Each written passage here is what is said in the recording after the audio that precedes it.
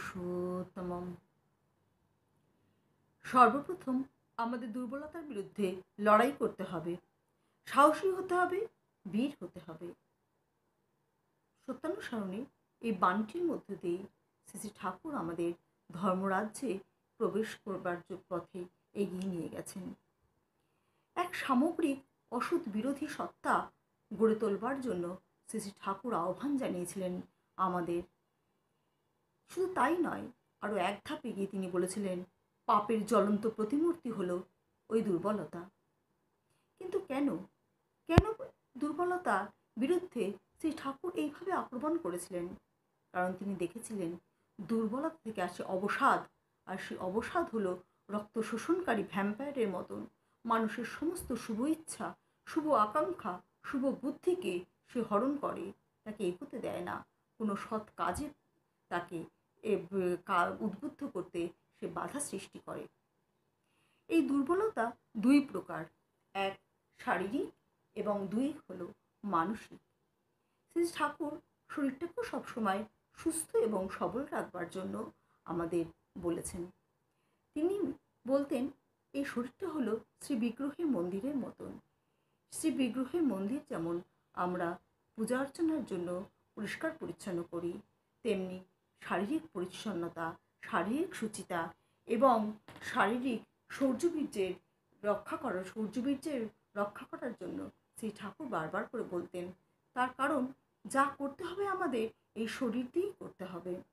যে কোনো সৎকর্ম, শুভ অনুষ্ঠান আমরা সত্যি অনুভব করি, এবং শুধু তাই নয়, সেই পরম সত্য, সেই পরম জ্ঞানও লাভ করি আমরা আমাদের এই ইন্দ্রিয় দিয়ে, আমরা আমাদের এই মস্তিষ্ক দিয়ে, আমরা আমাদের শারীরিক অঙ্গ প্রত্যঙ্গগুলির মধ্য দিয়ে। তাই শ্রী ঠাকুর সস্তায়নী এবং সদাচার পালনের ওপর এত জোর দিয়েছেন। সস্তায়নী ব্রত পালন করা এবং সদাচার সম্পন্ন হয়ে চলা, এই দুটি শারীরিক দুর্বলতার বিরুদ্ধে লড়াই করার সর্বপ্রধান অস্ত্র। কিন্তু শ্রী ঠাকুর উৎসটা জানতেন, রোগের উৎসটা জানতেন।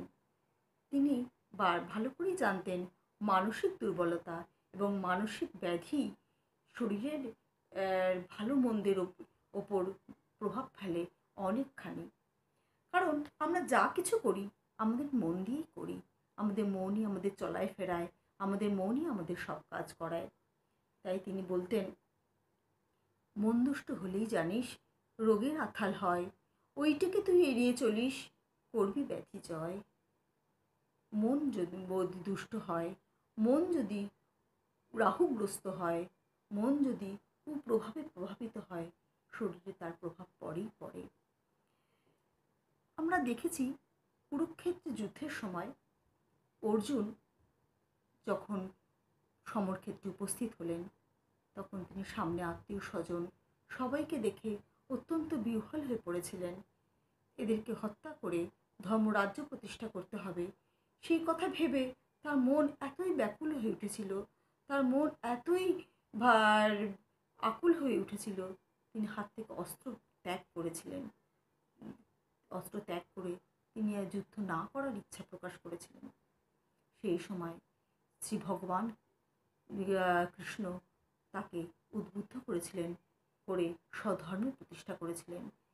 তিনি বলেছিলেন, নিন্দনীয় ধর্মহীন আর্য অনুচিত, এ মোহ বিপদে হেন কেমনই উদিত, ক্লীব ভাব ছাড়ো, তো তব যোগ্য নয়, তুচ্ছ দুর্বলতা ত্যাজি উঠো ধনঞ্জয়। এই দুর্বলতা, এই মানসিক দুর্বলতা থেকে আসা অবসাদ অর্জুনের এমনই আচ্ছন্ন করে ফেলেছিল যে সেদিন যদি শ্রীকৃষ্ণ তাকে উদ্বুদ্ধ না করতেন তাহলে ধর্মরাজ্য প্রতিষ্ঠা অসম্ভব হয়ে যেত। তাহলে আমরা দেখতে পাচ্ছি মানসিক দুর্বলতা কিভাবে আমাদের সৎ কাজে বাধা সৃষ্টি করে, আমাদের এগিয়ে যেতে প্রতিবন্ধকতা সৃষ্টি করে। কিন্তু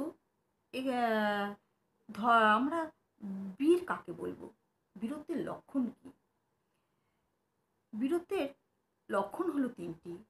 শ্রী ঠাকুর বললেন, বিশ্বাস, নির্ভরতা আর আত্মত্যাগ, এই তিনটি হলো বীরত্বের লক্ষণ। আদর্শের প্রতি বিশ্বাস, নিজের ওপর বিশ্বাস, আদর্শের প্রতি একান্ত নির্ভরতা, নিজের ওপর নির্ভরতা এবং আদর্শের জন্য প্রাণপণ আত্মত্যাগ, আদর্শের জন্য এক মরিয়া স্যাক্রিফাইস, এই তিনটি বীরত্বের লক্ষণ। শ্রী ঠাকুর বললেন, বীরভোগ্যা বসুন্ধরা। সত্যিই তাই, একমাত্র বীরই পারে এই বসুন্ধরাকে যথাযথভাবে উপভোগ করতে। তবে সেই বীরকে হতে হবে আদর্শ এবং নিজের ওপর বিশ্বাস, নির্ভরতা এবং আত্মত্যাগ পরায়ণ।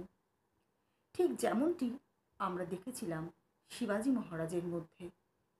তিনি বিরাট সাম্রাজ্য তার গুরু শ্রী রামদাসের পায়ে সমর্পণ করেছিলেন এবং তারই ইচ্ছানুসারে, তারই নির্দেশানুসারে তিনি সেই রাজ্য তারই দিন দাসের মতন পরিচালনা করতেন, যার ফলে সম্ভব হয়েছিল এক অখণ্ড মারাঠা ধর্মরাজ্যের, যে ধর্মরাজ্য আজও দৃষ্টান্ত হয়ে রয়েছে ভারতবর্ষের ইতিহাসে। কিন্তু শ্রী ঠাকুর আমাদের স্মরণ করিয়ে দিয়েছেন এই কথা বলেও, বীর হও কিন্তু হিংস্রক হয়ে বাঘ ভালুক সেজে বসো না। সত্যিই তাই, বীরত্ব অনেক সময় হিংস্র হয়ে ওঠে, বীর অনেক সময় হিংস্র হয়ে ওঠে। হিংস্র ব্যক্তি অনেক সময় বীরত্বের মুখোশ পরে এসে দাঁড়ায়। ঠিক যেমনটা হয়েছিল শিবাজী মহারাজ এবং তার পুত্র শম্ভুজি মহারাজ গত হবার পর মারাঠা ধর্মরাজ্যে। মারাঠা যোদ্ধা জাতি, বীর জাতি শেষ পর্যন্ত পরিণত হয়েছিল দস্যু মারাঠা জাতিতে। তাদের নামে বাবা মারা ছেলে মেয়েদের ঘুম পাড়াতো, তাদের ভয়ে খোকা কুকুরা ঘুমিয়ে পড়ত। বর্গী নামে তারা এতটাই কুখ্যাত ছিল, শেষ পর্যন্ত তারা দস্যুদের মতন বিভিন্ন রাজ্যে লুটপাট করতে শুরু করলো। আর তাদের সেই হীন বীরত্বই শেষ পর্যন্ত মারাঠা জাতির পতনের মূল কারণ হয়ে দাঁড়ায়। আরেকটা জিনিস আছে, হঠকারিতা। বীরত্ব এবং হঠকারিতা এই দুটো কিন্তু এক জিনিস নয়। আমরা বেশ কিছুদিন আগে দেখেছি এক ব্যক্তি বাঘের গলায় মালা পরাতে গিয়ে বাঘের খাদ্যে পরিণত হয়েছিল। এই যে বাঘের গলায় সে মালা পরাতে গেল, এটা কিন্তু কোনো বীরত্ব নয়, এটা হলো হঠকারিতা। এই দুটো জিনিস যেন আমরা গণ্ডগোল করে না ফেলি। তা আমরা স্বামীজি মহারাজকেও দেখেছি, তিনি বারবার করে সবাইকে উদ্বুদ্ধ করেছেন এই কথা বলে, হে বীর, সাহস অবলম্বন করো, সদর্পে বলো আমি ভারতবাসী। মা, আমার দুর্বলতা কাপুরুষতা দূর করো, আমায় মানুষ করো। কেমন করে হব আমরা বীর? কিভাবে হতে পারি আমরা বীর? আমরা সাধারণ মানুষ, কেউই আমরা সাধারণ নই, কিন্তু আমাদের আমাদের মধ্যে সমস্ত শক্তিগুলোকে ঘুমিয়ে পাড়িয়ে রেখেছি আমরা। সব শক্তিগুলো আমাদের ঘুমিয়ে রয়েছে। কেমন করে তারা জাগবে? কেমন করে তারা জেগে নিজেদেরকে বীর ভাবাপন্ন করে তুলবে, নিজেদেরকে বীরত্বে প্রতিষ্ঠিত করে তুলবে? শ্রী ঠাকুর বললেন, স্মরণ করো তুমি শক্তির তনয়, স্মরণ করো তুমি পরম পিতার সন্তান। বারবার এই কথা স্মরণ করতে করতে আমরা একদিন ঠিক বীর হয়ে উঠব।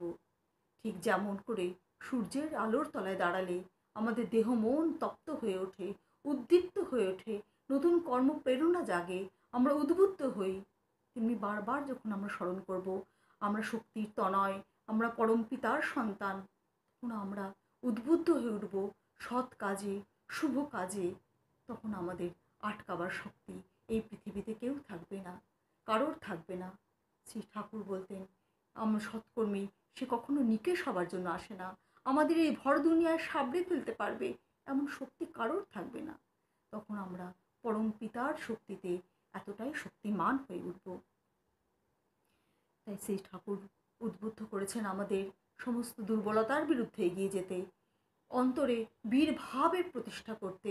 একমাত্র বীর ব্যক্তিই পারে ধর্মরাজ্যের অধিকারী হতে। তার কারণ দুর্বল ব্যক্তি সবসময় দ্বিধাগ্রস্ত, সবসময় সন্দেহাকুল, সে জানে না কিসে তার ভালো, কিসে তার মন্দ, সবসময় সে দোলাচলে থাকে, আর তার নিত্য সঙ্গী থাকে তার অবসাদ। কিন্তু বীর ব্যক্তির তা থাকে না, তার থাকে নির্ভরতা, তার থাকে বিশ্বাস, তার থাকে আত্মত্যাগ। তাই শ্রী ঠাকুর বলতেন, উত্তিষ্ঠত জাগ্রত, প্রাপ্য বরান্নি বোধত। আমার আর জড়তা নেই, আমার আর দুর্বলতা নেই, আমি আর কাপুরুষ নই। আমি আর তোমাকে ভুলে নরকের দিকে ছুটে যাব না, আর তোমার জ্যোতির দিকে পিছন ফিরে অন্ধকার অন্ধকার বলে চিৎকার করব না। বন্দে পুরুষোত্তম।